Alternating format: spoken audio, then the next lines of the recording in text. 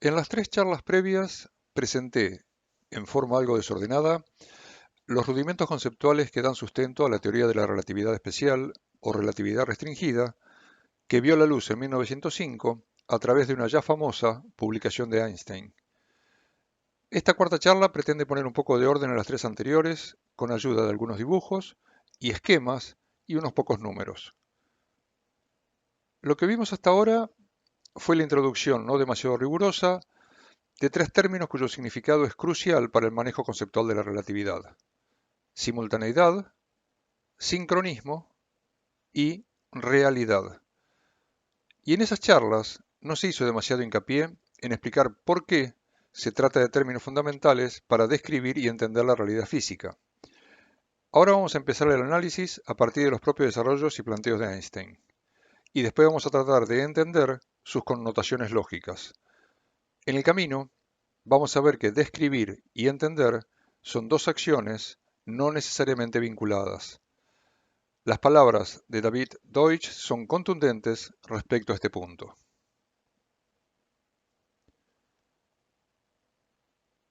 El análisis lo vamos a empezar extractando párrafos de la publicación original de Einstein de 1905. Como veremos, gran parte del andamiaje inicial de la relatividad no se basa en ecuaciones, sino en el análisis de algunos conceptos básicos que rigen las interacciones físicas. Como bien resume en este primer párrafo, la parte de la física con que trata esta teoría incluye, al igual que la física clásica, interacciones entre cuerpos rígidos, no es trivial el adjetivo, porque el sistema de coordenadas debe ser inalterable, tiempos de interacción y fenómenos electromagnéticos. En este punto quiero resaltar que si bien la relatividad se centra marcadamente en el comportamiento de las señales luminosas, el electromagnetismo está detrás de todas las interacciones físicas que sufrimos rutinariamente. Solo los fenómenos en que interviene la gravedad escapan a las interacciones electromagnéticas y es por eso que la relatividad especial no la incluye en sus análisis. Hasta una palmada en el hombro es un fenómeno electromagnético, dado que cualquier choque entre cuerpos involucra la capa exterior de electrones de estos cuerpos y el comportamiento de los electrones está incluido entre los fenómenos electromagnéticos.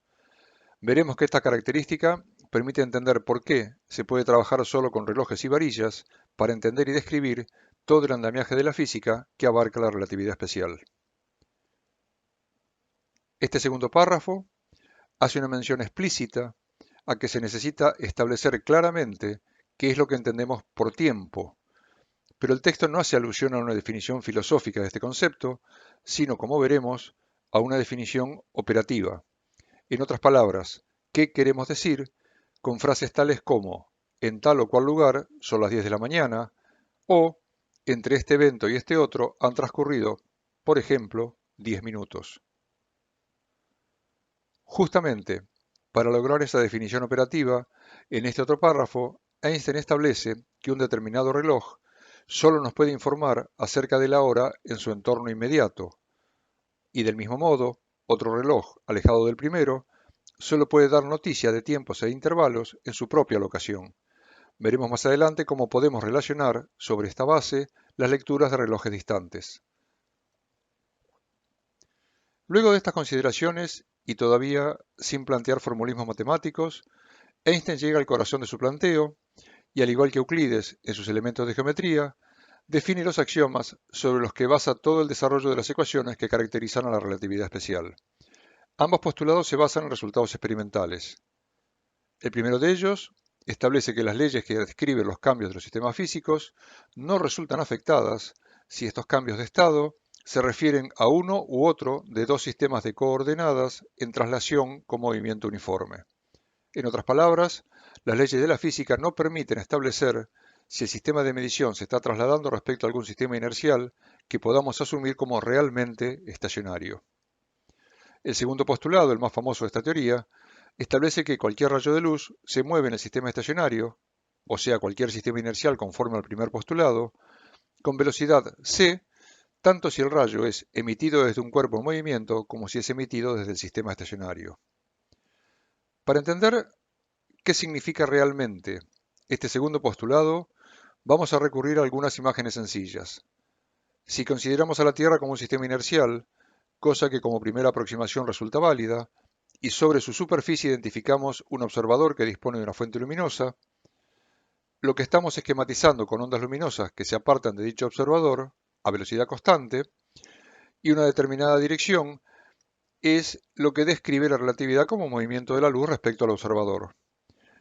Y ahora traemos a escena a un segundo observador inercial con su propia fuente luminosa, pero trasladándose a una importante velocidad respecto al primer observador y en la misma dirección que los rayos luminosos ya mencionados.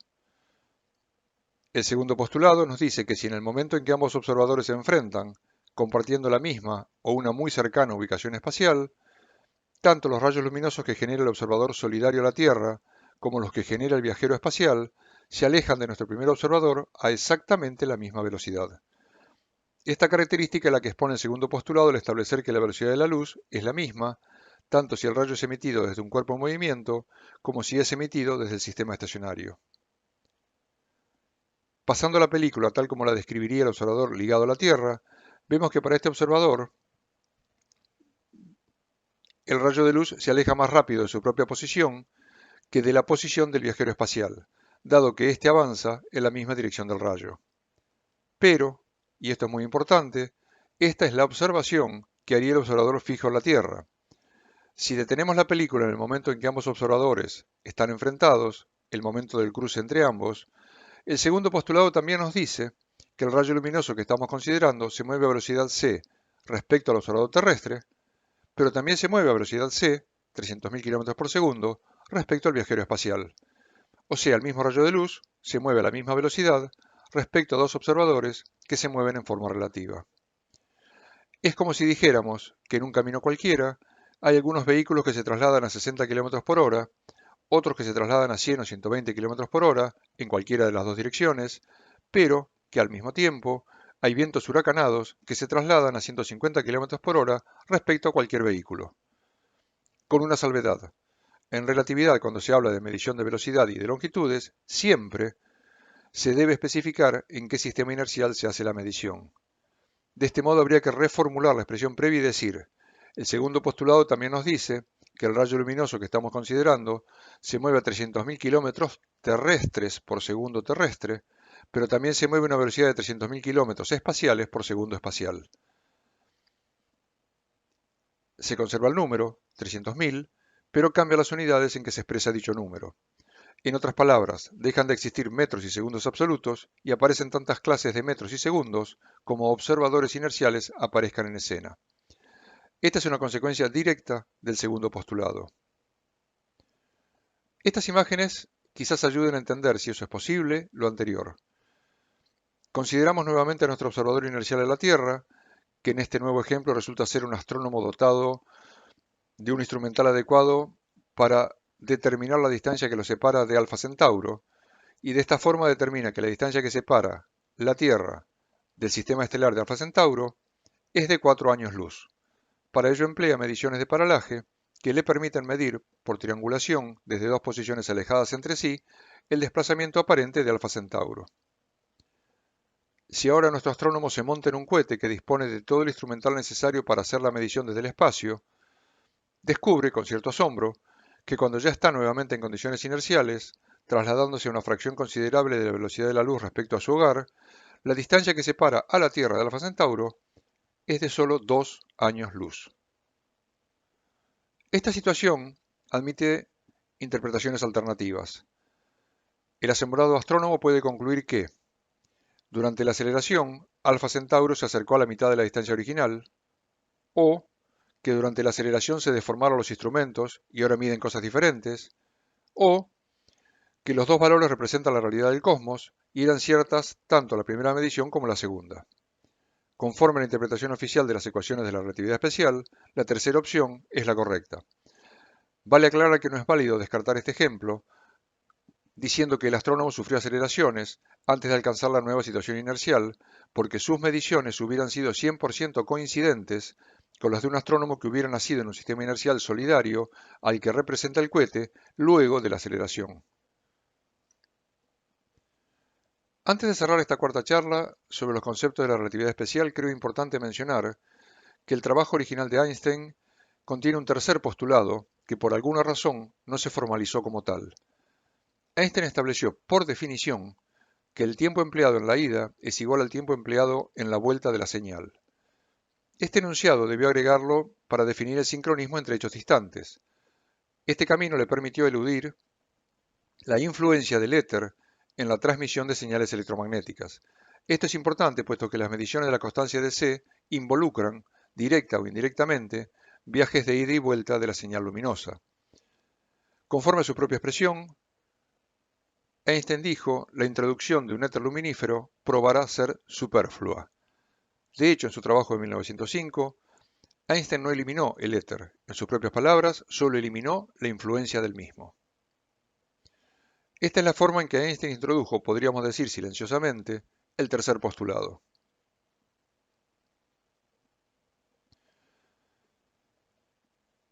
Usaremos nuevamente imágenes para mostrar qué implica este tercer postulado. Si tenemos una cinta transportadora detenida y un caminante recorriéndola en una y otra dirección, podemos imaginar una especie de reloj cuyo ritmo esté determinado por cada ciclo de ida y vuelta.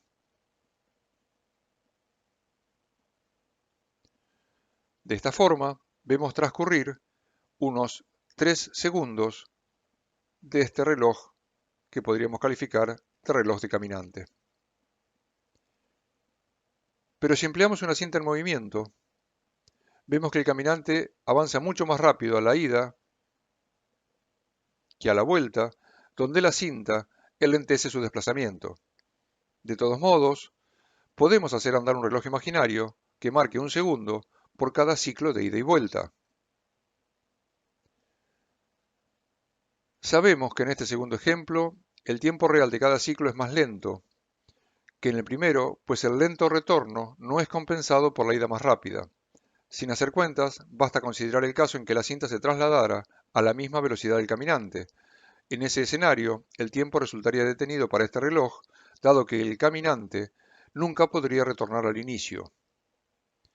No es trivial que en este ejemplo se pueda entender conceptualmente por qué los relojes cuyo mecanismo de ida y vuelta sufre un movimiento de traslación se enlentecen al aumentar la velocidad de, bueno, en este caso, la cinta transportadora. Establecer por definición que el tiempo de ida de una señal luminosa es igual al tiempo de retorno al punto de origen es exactamente lo mismo que decir que no importa la velocidad de la cinta, porque por definición el tiempo que emplea el caminante en la ida es exactamente el mismo que a la vuelta. Esta definición es la que obliga a que cada observador debe usar su propio reloj para las mediciones, dado que, aunque los relojes en movimiento relativo tengan ritmos diferentes, las longitudes se adaptarán de modo que para cumplir con el segundo postulado, la constancia de la velocidad de la luz, las expresiones numéricas de las velocidades sean idénticas. Es importante destacar que este postulado, no reconocido oficialmente sino operativamente, es realmente el más importante de los tres. De hecho, veremos que si se elimina este tercer postulado, se genera un intercambio entre las expresiones realmente ocurre y aparentemente ocurre, que forman parte del folclore relativista. Si, siguiendo los postulados relativistas, se asume que C es realmente constante, se interpreta que las longitudes y ritmos de un dado sistema inercial parecen deformadas para un observador de otro sistema inercial. Esta observación es recíproca. A afirma que las reglas de B son más cortas y que los relojes de B andan más lentos que los suyos. Por su parte, B afirma que las reglas de A son más cortas y que los relojes de A andan más lentos que los suyos. Y los dos tienen razón. ¿Existe alguna alternativa? Bueno, las transformadas de Lorentz, que son el corazón de cálculo de la relatividad especial, son anteriores a la teoría de la relatividad de Einstein. Lorentz las introdujo para explicar la imposibilidad de determinar el movimiento respecto al éter luminífero, postulando deformaciones reales de ritmos y longitudes como consecuencia del movimiento absoluto. En palabras de Lorentz, por sorprendente que pueda parecer esta hipótesis a primera vista, tendríamos que admitir que por ningún concepto es rebuscada, tan pronto como asumimos que las fuerzas moleculares también son transmitidas a través del éter, tal como lo hacen las fuerzas eléctricas y magnéticas, de las cuales sí podemos hacer actualmente esta afirmación. Si ellas son transmitidas de esta manera, la traslación afectará muy probablemente la acción entre dos moléculas o átomos de una manera semejante a la atracción o repulsión entre partículas cargadas. Ahora bien, ya que la forma y dimensiones de un cuerpo sólido están finalmente condicionadas por la intensidad de las acciones moleculares, no puede dejar de ocurrir también un cambio de dimensiones. Esto fue publicado en el año 1895. Simultáneamente, el matemático Poincaré desarrolló las matemáticas basadas en los conceptos de Lorentz, conduciendo a los mismos resultados experimentales que los desarrollos de Einstein, pero basándose en deformaciones reales como consecuencia del movimiento uniforme. Por lo tanto, existe una segunda interpretación de los hechos experimentales que me atrevo a calificar de verdadera por la sencilla razón de que elimina las paradojas y, oh sorpresa, permite introducir las aceleraciones en el campo de la relatividad especial, como de hecho hacen regularmente los aceleradores de partículas en las mediciones rutinarias. Esos mismos aceleradores que no deberían poder describirse con la relatividad especial si nos atenemos a la interpretación oficial de la misma. Si siguiendo los análisis de Lorentz y Poincaré se asume que las longitudes y ritmos de un dado sistema inercial están realmente deformados con respecto a los de un observador de otro sistema inercial, C es sólo aparentemente constante. En este caso, también esta observación es recíproca. Como antes, A afirma que las reglas de B son más cortas y que los relojes de B andan más lento que los suyos, y al mismo tiempo B afirma que las reglas de A son más cortas y que los relojes de A andan más lento que los suyos. Los dos creen tener razón, pero existe una realidad profunda que solo podría ponerse de manifiesto en mediciones solo de ida o de vuelta de las señales. Las conclusiones son estas. Las ecuaciones fundamentales de la relatividad especial, las transformadas de Lorentz, pueden obtenerse en base a dos modelos físicos. La que podemos calificar de línea platónica, de formas ideales y conceptos inalterables, adoptada oficialmente a partir de 1905, establece como postulado que la velocidad de la luz es constante. La línea, que conceptualmente nace con los atomistas griegos y postula un mundo real con cambios, llega a las mismas ecuaciones, aceptando que las deformaciones reales de ritmos y longitudes son indetectables con instrumentos que se deforman en simultáneo con los elementos a medir. Solo la segunda línea elimina las paradojas y permite trabajar con aceleraciones. Vamos a continuar con estos desarrollos.